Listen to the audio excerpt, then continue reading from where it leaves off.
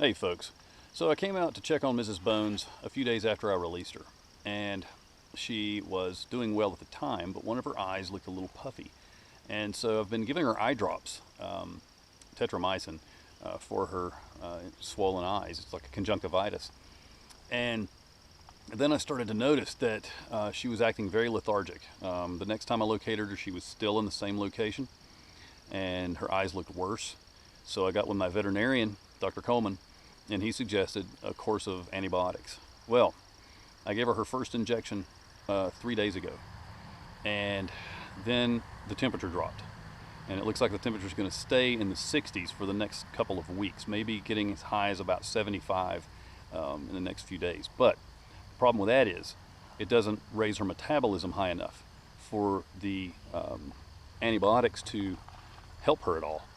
And so it's so close to hibernation time that I decided to pull Mrs. Bones out of the woods and keep her in captivity long enough to treat her. I'll raise her temperature up to around 80 and treat her with the antibiotics. Then she will hopefully fight off this conjunctivitis, and then she'll be able to resume feeding before she goes into hibernation. So take a look at her here. There's Mrs. Bones. And you can see the leakage coming out of her left eye. A little bit of just nasty eye gunk. Her other eye is also swollen shut, you can see.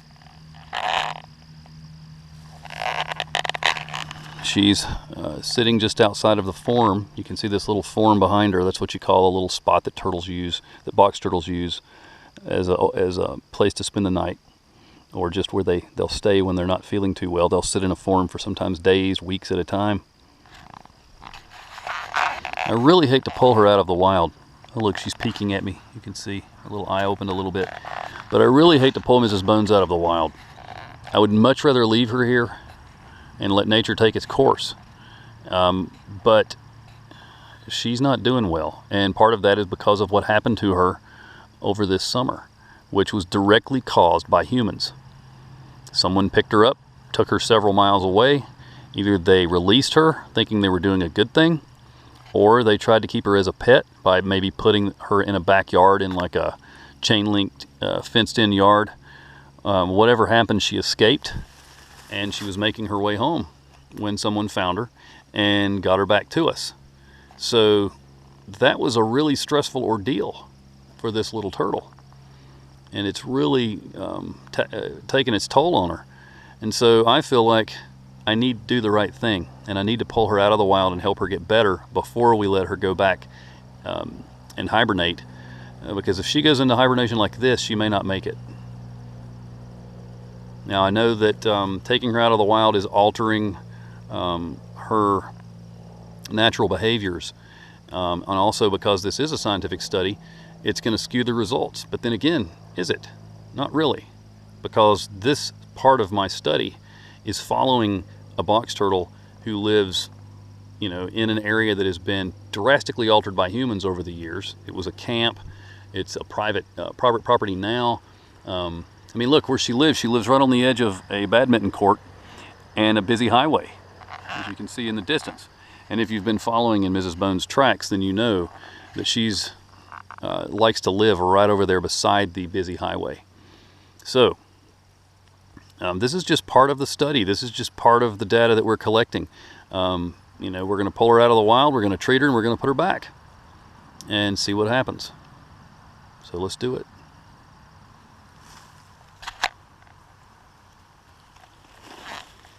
Sorry, Mrs. Bones. Let's take a look at you. Oh, we got one eye open there, and that eye looks pretty good, but it's still a little puffy and swollen. This left eye doesn't look good, but boy, you're so cool. You feel so cool to the touch. I need to warm you up and get your metabolism going so that you can get over this. Nobody likes to have a cold. Now, if you're a reptile, I'm sure it's really tough to deal with. All right.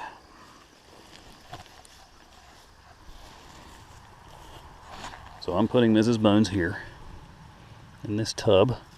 She's not going to like it, but it's better than sitting out here in the cool weather and her having your antibiotic not work at all. But this will help her get over her sickness, and then we'll get her back out here in the wild. And she hibernates just right over here. You can see in those bushes, not 30 feet away. That's where she hibernated last year and the year before. And then she's sitting here on the edge of this badminton court. The reason she's sitting here is because she gets a lot of good solar exposure. You know, and she can easily step out in the field here, warm up, and then step back into her form.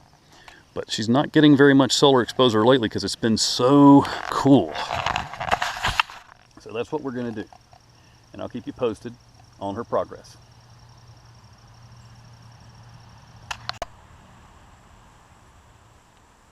All right, well, I've brought Mrs. Bones back to her habitat after she's been with me for the last couple of weeks undergoing antibiotic treatments for her eye infection. You can see her eyes are crystal clear, and she's raring to go. I'm also going to give Mrs. Bones her last injection of antibiotics. She is not going to like this.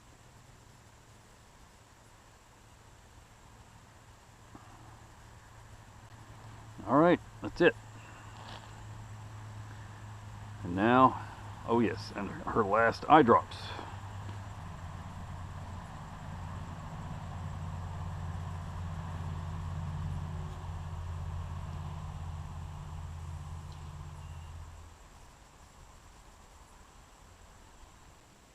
Okay, well, Mrs. Bones did not like that in any way, and I can't blame her. But it's all for her own good. Well, now that she's ready to go, I'm going to let her go right here where I picked her up from a couple of weeks ago. She knows this area very well. And there she goes. Bye, Mrs. Bones.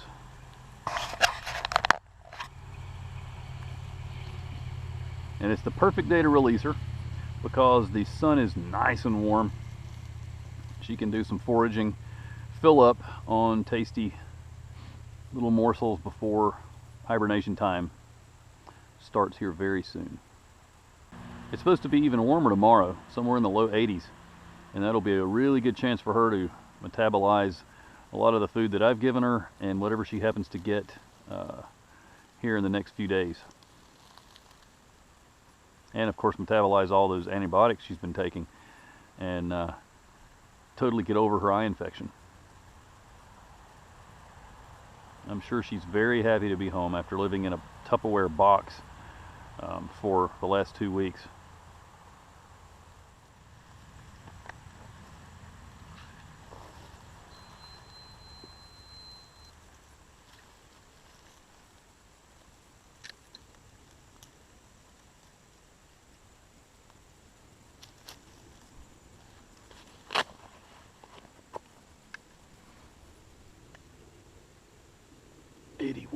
.9,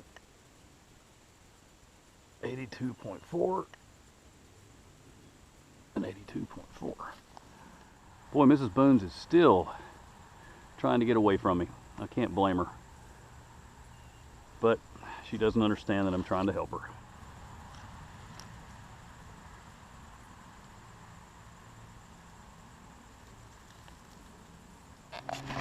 Okay, so here's a really interesting thing to note.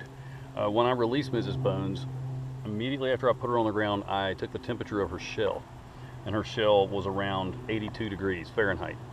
Then 10 minutes later, right now, right before I'm getting ready to leave, since she's been sitting in the sun, her shell is now around 91 degrees. That seems really hot, but as I said before, she knows exactly what she needs, so she will be fine. And so let's take one last look at Mrs. Bones before we leave.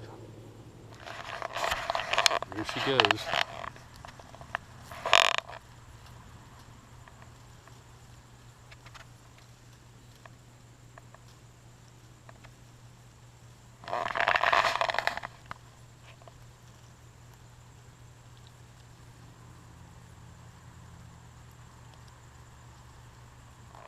Right now, she's sitting out in the direct sun where it's about 85 degrees on the other side of the tree.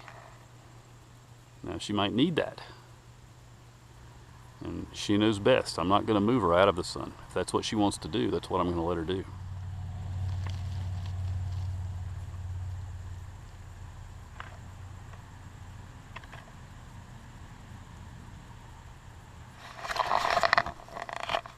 Alright, well, it looks like Mrs. Bones has decided to stay right there. I'm going to leave her there and come back and check on her in about a week. Alright, we'll see you, Mrs. Bones. I hope you're feeling much better. I might look around the other side of the tree. Alright, so it's been about a week since I released Mrs. Bones back into her native habitat here. So I'm back here to track her. I turned on my receiver and started walking around and started realizing quickly that something was wrong because I was getting a really strange signal. Not a normal signal, a signal that was louder when in a very small area, but then when I walked away from that area, the signal went away. I went back to that area, looked very closely at the ground, and here's what I found. Mrs. Bones' transmitter. Not attached to Mrs. Bones. Not quite sure what has happened here. It appears that something has pulled it off of her, damaged the antenna, but the transmitter itself is not very badly damaged. The epoxy that the company put on and then the epoxy that I put on has been pulled off, and that's actually the battery. And it's amazing it's still working. If it had broken that little strap or the antenna, it wouldn't have worked at all. So at least I was able to recover the transmitter. This black material here and kind of yellowish material is actually part of Mrs. Bones' scoots, the covering over her shell. Luckily there's no bone attached to that. That tells me that maybe Mrs. Bones is okay. I didn't find any remains. You know, if there had been remains, I would have known that she had either been predated or damaged by some other outside force. But this is really sad for me because I've been tracking Mrs. Bones since 2009. You know, I've followed her through the forest and the fields. I've moved her up into the forest to see if she would be able to be retrained and live in the forest instead of living down by the highway where she likes to spend a lot of time. If you want to know about that adventure, check out this link right down here that will take you to the Odyssey of Mrs. Bones. And then of course she came back. She came back 3 times to her little grassy strip beside the highway. And then she did well for a while, and then a few years later she was picked up or carried, whoever took her miles away. You know, however that happened, she went on a second Odyssey and made it home. Then she got sick with an eye infection. She was treated. She got better. I released her right beside her hibernation location in the spot where I had taken her from when she was sick. And then this happened. Who knows how this happened? I'm not really going to speculate. Could have been anything. But there was no evidence other than this transmitter and this twisted end, which makes it look to me like it's been chewed maybe by something. But the damage here would have to be a really strong animal, and I'm leaning towards a dog, a big dog, and I have seen large dogs running through the property where Mrs. Bones lives. So it could have been a large dog. I don't see tooth marks on the transmitter, however. So that's interesting. But maybe, you know, the teeth hit it just right to peel off some of the glue, and then the dog spit it out and ran off with the turtle. So because I didn't find any turtle remains, I'm thinking she's okay, somewhere in the forest. Kind of like when we lost Mr. Bones in 2010. His transmitter died. His battery failed. It was that simple. But with Mrs. Bones, it looks like it's just simply a transmitter has been removed from her body. So, unless we find Mrs. Bones, this is the end of her study. It's the end of a 4-year box turtle tracking study. Unless we find her. She may come back to her hibernaculum this winter, and if she goes to the same spot, I'm going to check it. If she goes to that spot, I'll find her. We can reattach her transmitter after it gets repaired. So, that is that. We got some amazing data for this one turtle. her travels throughout this forest and these fields, where she goes, what she does. We learned a lot. It's really sad to have to stop tracking Mrs. Bones, but this is part of the study. Part of the study was what happens to a wild box turtle who lives in an area that is controlled, modified by humans, a fragmented habitat. And she lived in a very fragmented habitat. Field, forest, road, driveways, constant yard work by the landowner to keep their land beautiful, mowing, horses, all kinds of these things. And all of these things, out of all these things, Mrs. Bones was able to adapt and do very well. The only thing that she was not able to adapt to was someone picking her up and carrying her miles away. But then luckily, another person found her and got her back to us. So this is gonna make for a really good addition to my paper one day when I finally do publish a paper on this project, or write a book, which I'm also planning to do. Mrs. Bones will be in a book one day, along with Mr. Bones. It'll probably be a children's book, but it'll be an accurate book with accurate information to teach people just like you and your kids about the beauty of these wonderful, these beautiful, and these ancient animals, the eastern box turtle. So the door is going to close now on Mrs. Bones, and I hope you've learned some really good stuff, some really interesting things. I know I have, and there's a chance the door may reopen if we ever find her again, but I doubt it. Once a turtle disappears into the forest, they're very hard to find, as you well know, without a tracking device. So, thanks for following along in Mrs. Bones' tracks.